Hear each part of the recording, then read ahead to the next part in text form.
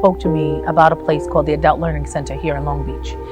And it was a center that was equipped to assist adults transition to a productive level of adulthood and limit the usage of social services for that adult. I went to the Adult Learning Center because going back to high school, I mean, I was in my senior year, but going back to high school wasn't an option. I went to high school in New York City. And again, I wasn't going back home. So I went to the Adult Learning Center and they did a testing. You took a test when you walked in to determine what your aptitude was or where they had to put you in classes in order to get you ready for the GED prior to you going through or going to any of the other programs that they had available. So I walked into the Adult Learning Center and took the test that they had. They needed you to score a 12.9. They needed to get everybody to 12.9 or better in order to take the GED. That was their marker to determine that you could take the GED. I scored a 13.9 when I walked in. They looked at me and said, "Why are you here? Why aren't you in school?" And I gave the counselor a little bit of my story. They scheduled my GED test. I took it. I passed the first time. I didn't study because I've never been one who struggles with school. I've always excelled in school. The mere fact that I left is quite interesting. So I took my GED. I got it. The counselor said, "Okay, chef or nurse? What do you want to do?"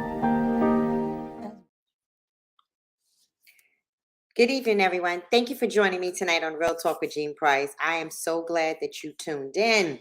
We want you to like, we want you to share, we want you to comment, we want you to write something in the chat.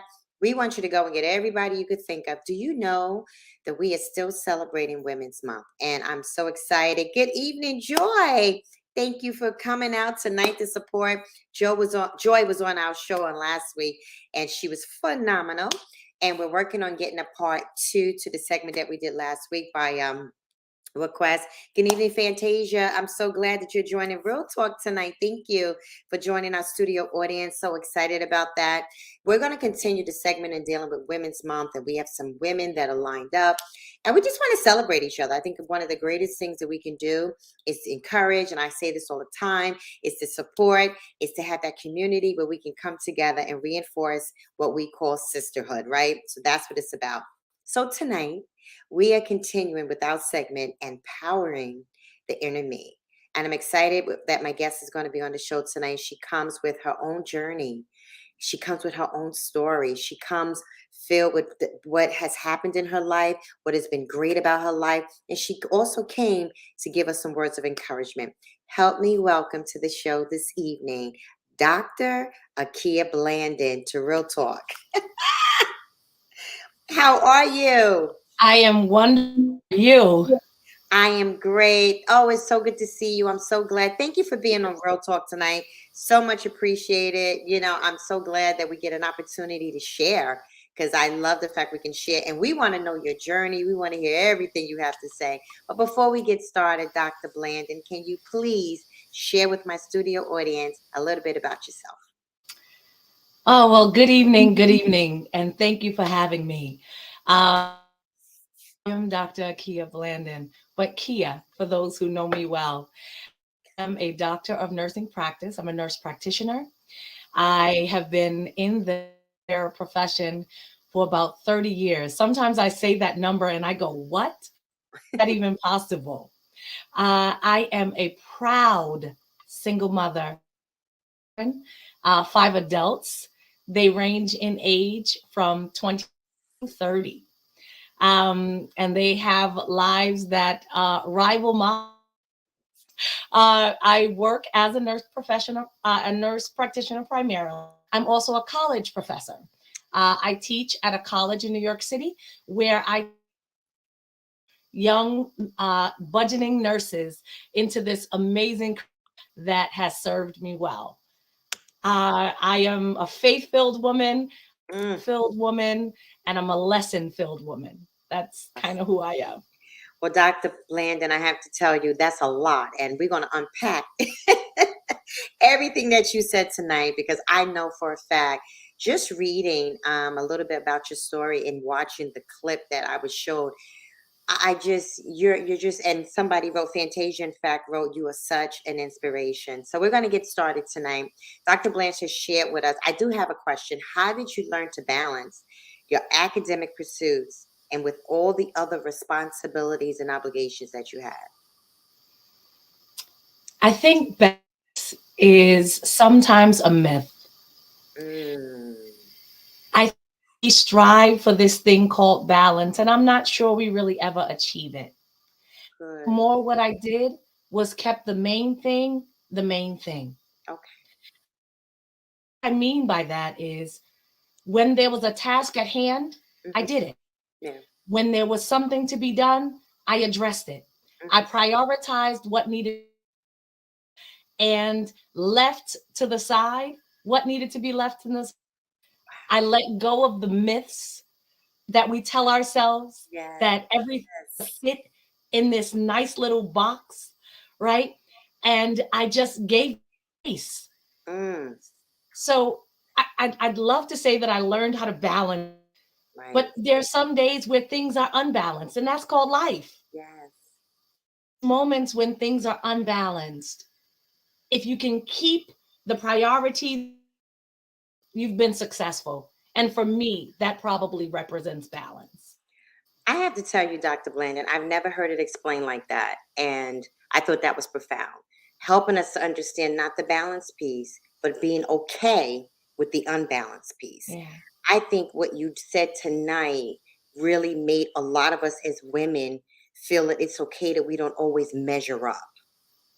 And that's the reality. And the key word you said is called life. And thank you Yeah. for sharing that, because I think a lot of us are like, oh wow, that just, we can breathe a little bit to know that sometimes we don't we're not always balanced and we're not juggling everything.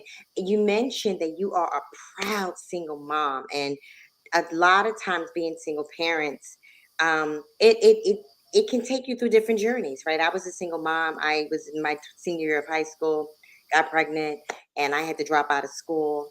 I did go back. I went back to get my similar stories. Went back to get my GED. Wind up passing this test. Like, that's when I heard the story, I'm like, wait a minute. I passed the test. Got into the program. I was a valedictorian of my class. What was it like for you when you realized that even being single, was it your faith that kept you going? To be honest, my faith has been the best of my entire life.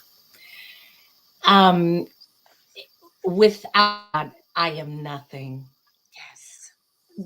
The way that I look back on my life, on the moments where I shunned God, Mm, mm, moments when I thought I had it all together and I didn't need Him, I can look back now and see His hand was literally orchestrating my moves.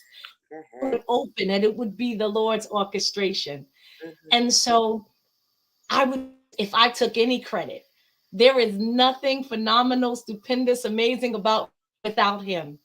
But in Him, I can be all of those things. And Yes. so I know it was nothing but the Lord. Yeah. There's no middle ground for me. Yeah. Yeah. That's powerful. Was there a time in this journey, Dr. Blandon, where you failed at something that you were pursuing as far as your education? And if it was, and I'm looking at your expression, or when I say when it was, how did you bounce back along with your faith? Yeah. So faith aside, Right. Right.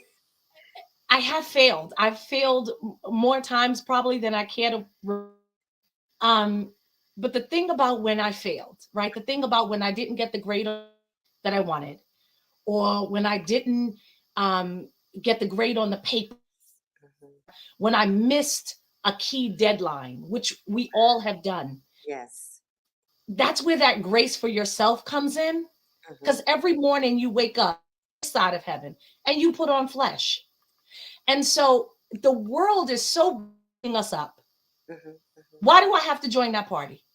Oh, How did I get back up? yeah. It was like, okay, girl, you messed up. Now come back stronger. Yeah. It's Yeah. not how many times that I got knocked down makes me successful. Because if you talk to any successful human being, Yes. any one who's been successful in business or anywhere, they're going to tell you that they have defeats in their life. Mhm. But what made them different is that they got up and they decided to keep moving. And so when I got that grade I didn't like, I gave myself, okay, I got a B. That's my last name, Blandon. That's it. You go and get the A now. So, you know, it's kind of, you gotta, in this thing called life, who told us the lie or who sold us the bill was all gonna be smooth? Right, right. Where did that story come from? Wow. I still haven't found the author because he doesn't exist. Because he doesn't exist. Exactly. You know, I was reading a book, Dr. Blandon, Lisa Turkish. I don't know if you ever heard of her. She's in the Christian world, and it's called It Wasn't Supposed to Be This Way. She wrote this phenomenal book. And I read this book, and it was such a reality, because you said something that was so important. We have sometimes our preconceived notions of what we feel this thing called life, as you mentioned, how it's supposed to be, how it's going to roll out, the outcomes of everything is going to be this way. And when disappointment arises, whether it be through marital situations, like I said, I was a teenage mom. I was supposed to be a professional choreographer on Broadway. I was headed in that direction, but God, and I'm grateful. But nonetheless, when you come to those realities that it didn't turn out the way you wanted it to be, sometimes the disappointment can keep you in such a deep, dark place. And I don't know if you ever experienced that, because I know I have. What else did it take to get up out of that deep, dark place? And then how do you have somebody protect themselves so they don't go to that dark place? What do we tell people? I think a key point or a key fact, we have to be honest with ourselves. Yeah. We have with ourselves about our strengths, our weaknesses. Mm-hmm. The only people we take us. I could live in New York City and I'm still there. I could live in Pennsylvania. I can live in Hawaii and I'm still there. Mm-hmm. So I think there is a lot of negative attention about self-care and knowing your strengths and your weaknesses. But I think that there should be a lot of, and what do I mean by that? Okay. I mean that in those moments where I felt defeated, I felt it. I understood that. I allowed myself to feel that. Okay. And then I reckoned that the fact that I could said that I was alive. The fact that I could feel was a gift, because people push away things like or loss or tragedy, but those things teach you to appreciate blessings and giftings and joy. If you know the pain of divorce, how could I savor the sweetness of love? So I think it's really important for us to allow ourselves not to look on social media and try to keep up with the images which are not necessarily real, right? They're filters over everything. That's right. But not to look there, but just to appreciate, you know what, I've been through things that should have taken me out, and I'm still here. I'm right now. But my life dictates that I can get back up. And so I'm going to. So I do a lot of journaling. Okay. And I do a lot of journaling because I feel like words, and this is my saying, my grandma's gone on to be with the Lord, but she said words are like slippery fish. Ooh. Don't pin them down. They'll get away from you. I write down things. Wow. And the reason I write them down is because sometimes I revisit that moment. You need to revisit that moment of desperation, because when you come through the desperation into the freedom, into the joy, it serves as a memorial for you. Yes. And it serves as a motivator for you to move forward when the next low comes. Right, right, right. Did you find, Dr. Blandon, that a community, having that, being surrounded by a community, and when I say community, meaning other people, not a, a town, in your life, did that help? It absolutely did. Okay. I an amazing circle of, and it's a small circle, Yeah. Hmm. lots of people, and lots of people know me, but those intimate ones who will get in and fast with me, pray with me, Yes, cry with, yes, yes. war with me, might pick up a shovel and dig for me. Yes. That group is key. I Wow. wouldn't have made it through school without. There are two women who I went to nursing school together with, and first day of nursing school, and I can recall us crying on the phone, Mm, stressing on the phone, and guess what? 20 plus years later, we're still friends, beautiful. right?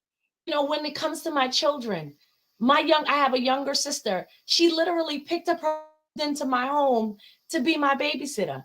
Oh, My mother grabbed hold and took every weekend so I could work.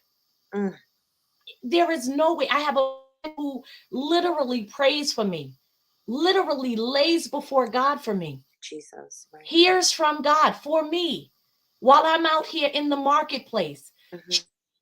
placing me before God. Anyone who tells you that they can do this they are deceiving themselves. Yes, yes. I enjoy me time. Hmm. Recognize the strength in we time. Mm. That was good. I enjoy me time, but I recognize the strength in we time. That was very powerful. And what are some of the things you like to do in your me time? Oh, so like any good woman, I love spas. Who doesn't? And who doesn't? I love to go and get a pedicure, Hmm. put my headphones in, Uh-huh. have a good book. I'm a big reader. I enjoy sitting next to the fireplace and just Mm, read. yes. Um, I love taking walks. I love working.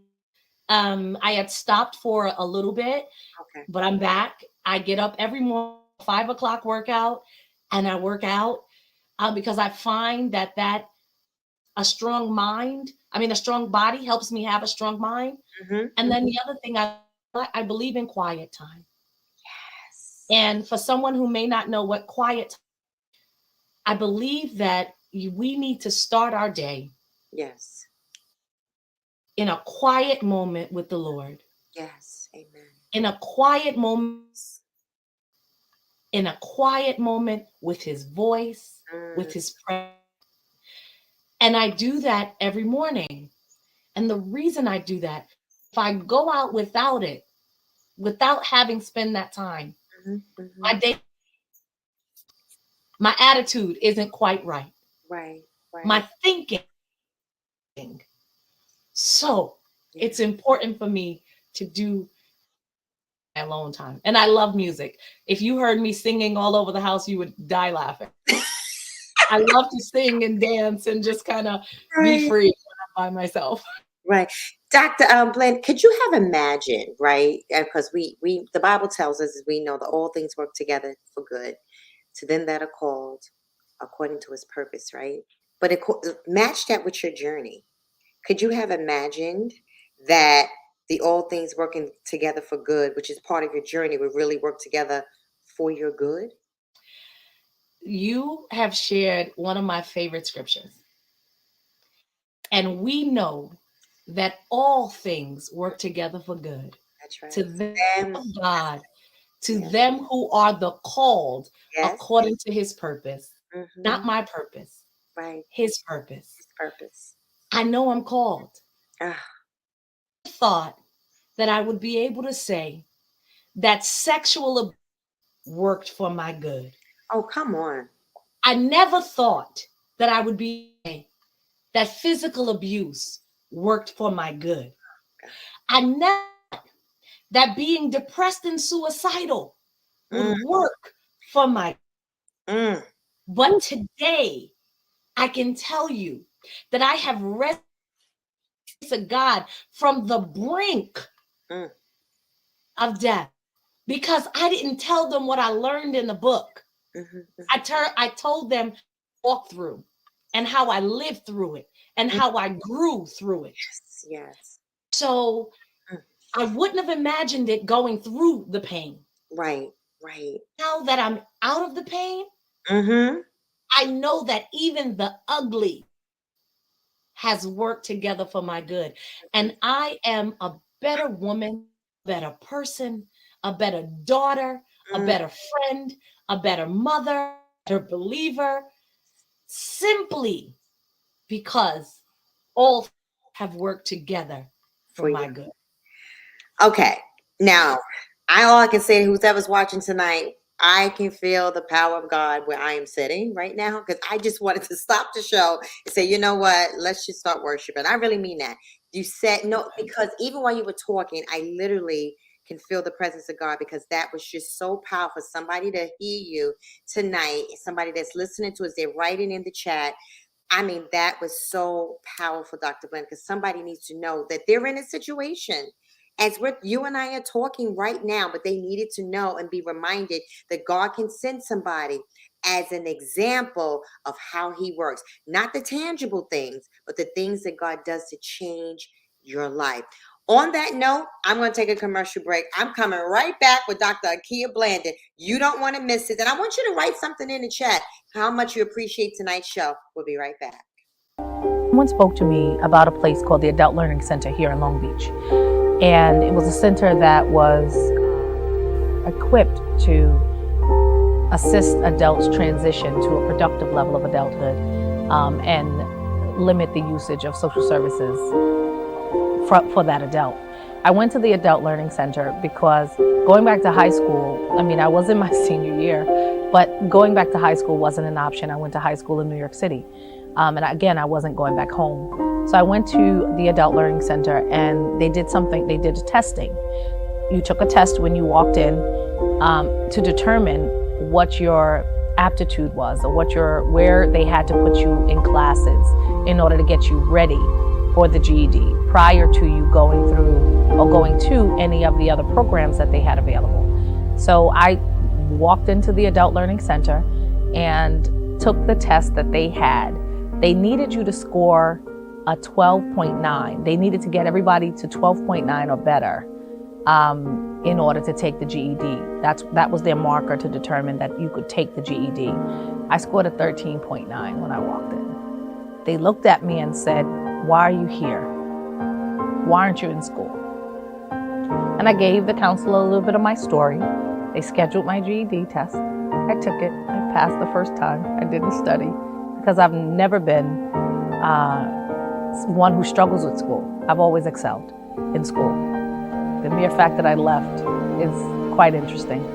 So I took my GED, I got it. The counselor said, "Okay, chef or nurse? What do you want to do?" Welcome back to Real Talk with Jean Price. Listen, I'm so glad that you tuned in. I'm so glad that you have the last 20 minutes or so on the show that you can write something in the chat. Oh my goodness. And just every time Dr. Blandon opens her mouth to say something, it's absolutely amazing. But guess what? She has some guests that are actually watching tonight. But let me bring back Dr. Blandon. Dr. Blandon, come on back to Real Talk. Hello. Hi, thank you again for being on Real Talk. I'm telling you, we have Meg Conklin that's chimed in, Fantasia, Corinda, Talia Stephen. Oh my goodness, we have Catherine Summers, who's a regular on our show. We even have Eddie Johnson that's on tonight. We have Pilar. She wrote, oh my gosh. So we have Corinda who wrote, hello, Soror Akia. So you have some people that are definitely watching tonight. Before we went to commercial break, Dr. Blandon and I were talking about something that was so profound. I want to come back with this part, Dr. Blandon. In life, you've been given a lot of labels. Teenage mom, high school dropout, but also prestigious labels such as a registered nurse and a doctor. How do you personally feel about labels? I think that's a loaded question. Okay. I think that labels are other people's opinions of you. I think labels don't define you unless to. I can remember growing up and hearing some labels that I wasn't going to be, who I was just like, what I would never do, what I would never have. I bought into those labels. Where would I be? When I think about the prestigious ones, like doctor of nurse, nurse practitioner, those labels don't necessarily define me either, because they're not my purpose. They're my mission. Right. And so the label that I love the most is daughter of God. Yes. Why do I love that most? Because no matter what sphere, arena that I'm in, I'm still Kia. Yeah. And I think a lot of times people labels and the negative ones that have spoken, and they like them and put ceilings on them. Yeah. Yeah. And I think it's important for us to understand and believe the only words spoken come from God that matter. Yeah. Just because someone told you who thought you were, which was really rooted in their own inadequacy, they weren't. Once you allow that to define you, you become it. But if you don't allow those labels, positive or negative, to go to your head and define you, you're limitless. Yes. In my opinion. Yes. Yes. What has been your greatest success? Depending on the day, I might answer. So I think academically, I'm going to break it down into a couple of arenas. Okay. Academically, to be a high school dropout, to have a GED, who was on welfare, who had 2 children out of wedlock by 2 men at 19, to then go on to have 3 more children and be divorced by 7 or so. When I look at that, there were so many things that were stacked against me, and finishing well. But I graduated with distinction for my doctorate. That's not a light thing. No. I was the first person in my family to get a graduate degree, to get a doctoral degree. Yes. Yes. That's amazing. So That's huge. that's certainly a great accomplishment. Yes. Personally, my children. Yeah. I don't always agree with everything they, but there are some generational things that sometimes can and move forward in your families. Yep. And I have sons in the jail. None of my children were teenage mothers or fathers. All of my children are educated except for one college. And even he went, it just wasn't his thing, the one who did it. When I think that by the grace of God, I did that, of tears, fighting, I jokingly tell my oldest son, I dragged him through high school because he wasn't trying to go. Right. Right. When I look, that is, they're not in gangs. They're not on drugs, strung out. They're not any of those things. Yes. Yes. That's an amazing accomplishment. And then I think spiritually is my last. Yeah. And I love the Lord. Amen. I love all my whole heart. Yes. I love God with my whole mind, my whole spirit, my whole. Yes. And at the end of the day, my desire is for the Lord to say to me, well, that everything I put in your hand, you did with it what I told you. Yes. You multiplied every talent that I gave you, every testimony, hold it in someone else. I tell the people close to me, die young or old. I want to die empty. Everything that I was put on this earth to do. That's it. And my three greatest accomplishments, if I could say it like that. No, that was awesome. What would you say to the if you had to write a letter, and I don't know if somebody might have asked you this before, if you had to write a letter to your younger self, what would you say? I was such a lost young girl. I was such a broken young girl. My dad spent a lot of time in prison. My dad was in, and there are some lessons that dads teach us, and those lessons that I didn't get because my dad was in prison. He's now out, but he looked for in men, and I put myself in positions where it was only the grace of God talking to you. Okay. Physically in danger, emotionally in danger. Right. Right. And so, what I would tell my younger self, who was suicidal, who Mm, was broken, who was drinking beyond imagination, I would tell my younger self that it's going to be okay. mhm. You are enough and Yes. alone. Mm, I spent a lot of time afraid to be alone, mhm. to be physically, because emotionally I was in such a dark place. Right. Right. Encourage my younger self that the light is, and that this moment that you're feeling Mhm. despondent, this broken, is going to pass, Mhm. going to get better, Yeah. and you're going to look back and know that you wasn't alone. Right. That's beautiful.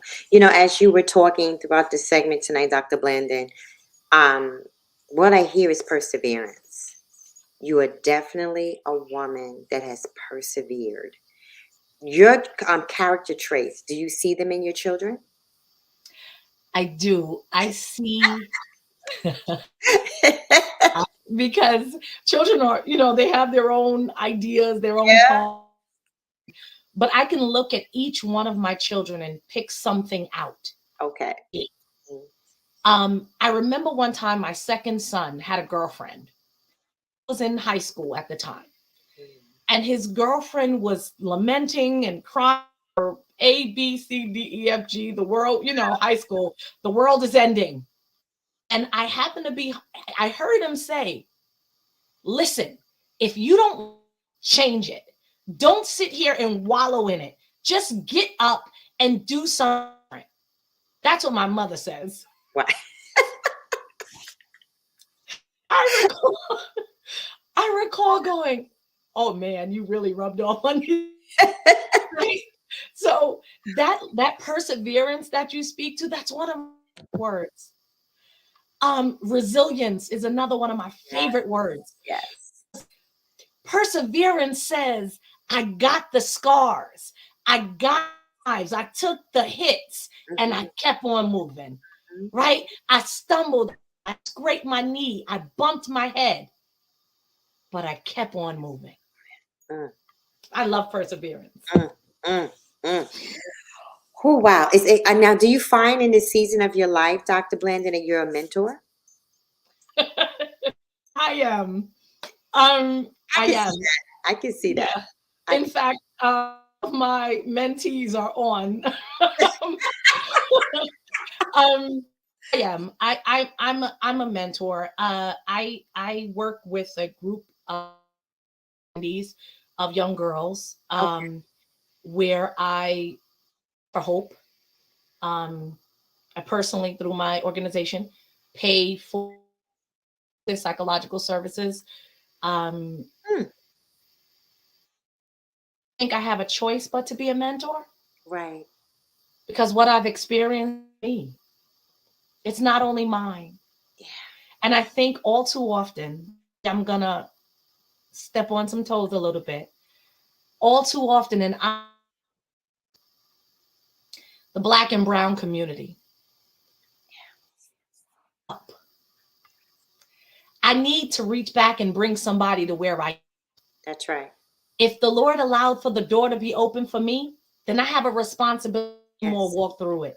Yes. And we see that in other communities. Yes. We see that teaching, that almost nepotism in other communities. Yes. But in ours, we're so busy being jealous of, on, competing, suspicious of, competing with those who look like us, that we're not elevating us. There's more room up at the top than there is ever in the bottom of the barrel by sheer design. Wow. And it's interesting, Dr. Blandon, Fantasia chimed in and said, yes, that's my mentor. So thank you, Fantasia. That's one of your mentors that's on here. Well, can you tell us a little bit more about your program that you mentioned? Sure. So a few years back, I had gone to Jamaica with a group called the Lynx. I'm not a Lynx, but I went with a group called the Lynx, and I was introduced in Montego Bay, and I was moved to work with them and bless them outside of what I did. I'm in Jamaica with them. And so these young girls range from the age 13 through 18. They have to leave the home when they're 18. And they have experienced, Lady Price, some of the most horrific abuse. One special girl to me who I have sent through counseling, paid weekly, go to psychiatric counseling, and she's done so well. She's excelled. She's formulating ideas. She's no longer suicidal. I kind of this group of girls under my wings because I saw me, the brokenness that was in me. And I know that if I get involved, if I didn't do right, might not be great. Right. So that program, I send them things for Christmas. I go down usually several times a year. The pandemic kind of with that a little bit, but I'm going down real soon. And I take things simple like toiletries and hair products, and because it matters. I've done empowerment days with them where we've done vision boards. We've taught them how to put on makeup that's appropriate, right, for their age. Right. We taught them about their body and their sexuality, and it's their choice to make, right? That just because someone violated the past, that's not the definition of them. Right. You know, because when people they take on that idea as their person. They take on that. They believe that that's who they are, not that it's an experience that happened. And so that's some of the things that I do with these young girls. Right now, there are about 16 girls in the directly with the mother, ensuring that they have food. If someone gets sick, you reach out to me. There are other organizations that work with them. Mine is super small, but definitely something that has absolutely been rewarding, and we've reaped the fruits. Yeah. And it definitely sounds, Dr. Blandon, like it's been impactful and influential. And that's beautiful. That's what matters more than anything else. We're going to be winding down the show, and I just want those that are watching and our viewing audience, write something in the chat to Dr. Blandon for her transparency, for the work that she's doing for other girls, something that she said tonight that was absolutely impactful, as I said, and influential for your own life. Dr. Blandon, some final remarks that you would like to say to our viewing audience tonight. If I would leave you, I would say to you, never give up on you. If you have a dream, do it. If you have a desire, do it. Never allow limitations set by other people to and influence what you do. I would tell you to trust in the Lord with all your heart and lean not your own understanding, but in all your ways acknowledge, and He will direct your path. If it's storming, don't worry about the storm. Open up the umbrella and keep on walking.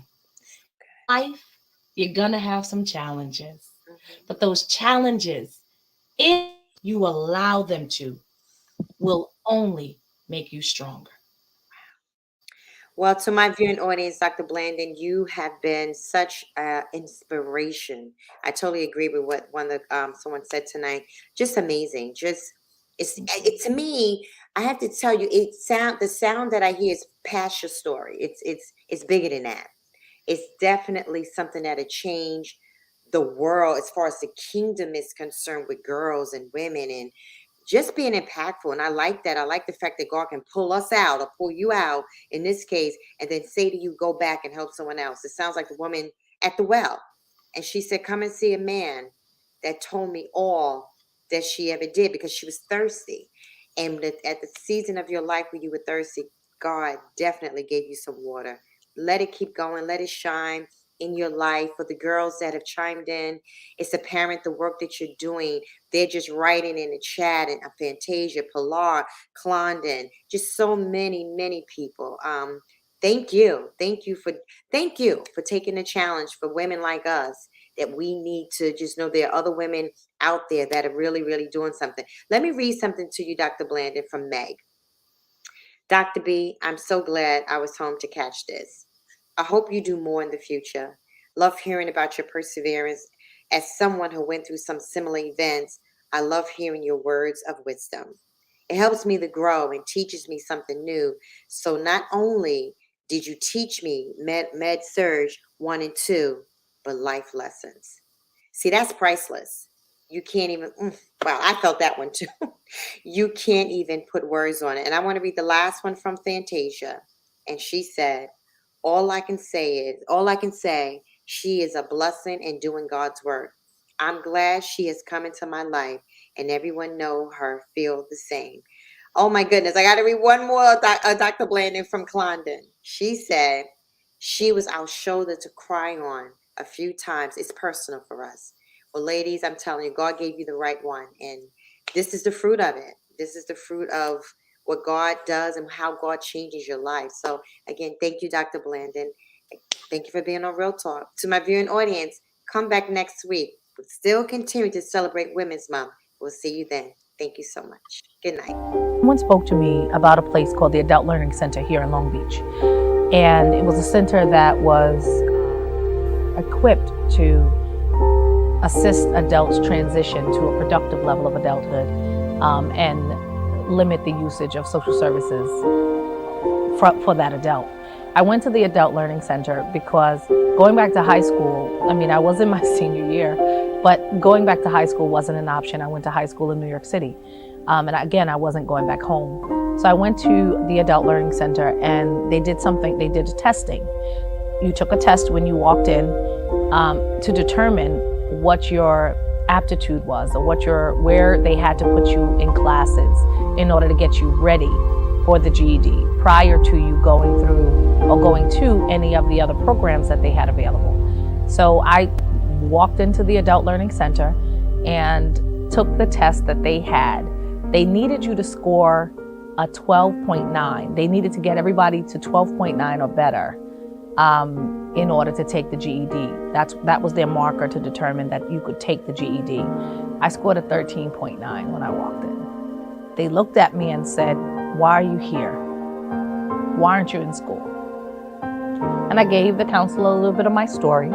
They scheduled my GED test. I took it. I passed the first time. I didn't study because I've never been one who struggles with school. I've always excelled in school. The mere fact that I left is quite interesting.